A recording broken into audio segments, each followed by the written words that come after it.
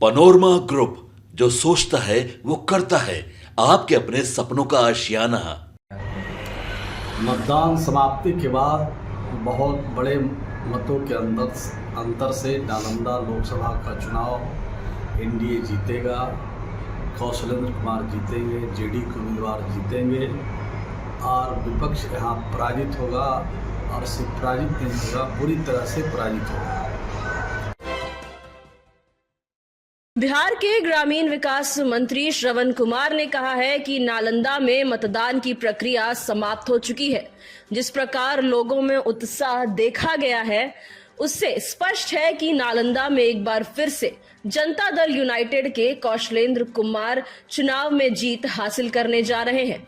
उन्होंने कहा कि बिहार की जनता एक बार फिर काम के आधार पर वोट करने का काम किया है।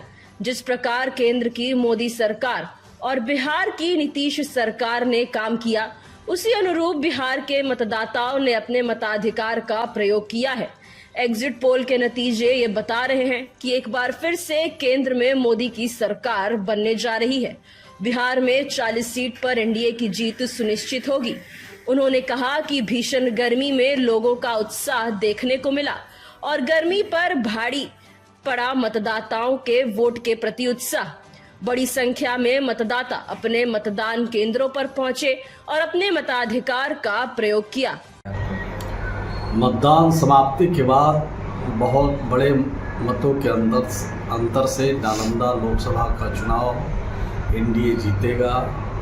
कौशलेंद्र कुमार जीतेंगे, जेडी के उम्मीदवार जीतेंगे और विपक्ष यहाँ पराजित होगा। और सिर्फ पराजित नहीं होगा, पूरी तरह से पराजित होगा।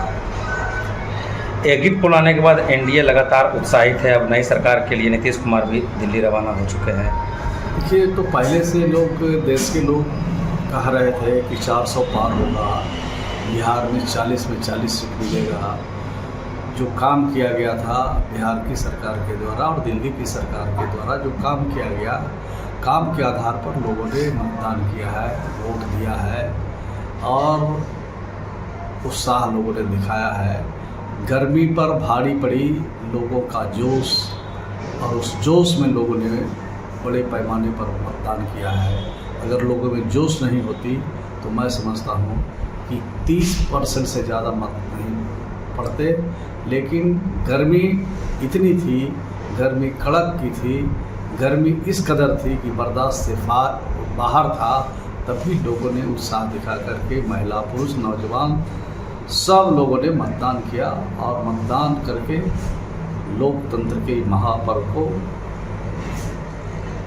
इस पर्व को उत्साह के साथ मनाया और एनडीए के पक्ष में मतदान किया। लोगों का देखिए, राजनीति में तो कहीं खुशी कहीं गम तो होता ही है। जो जीतेंगे खुशी मनाएंगे, जो हारेंगे गम मनाएंगे।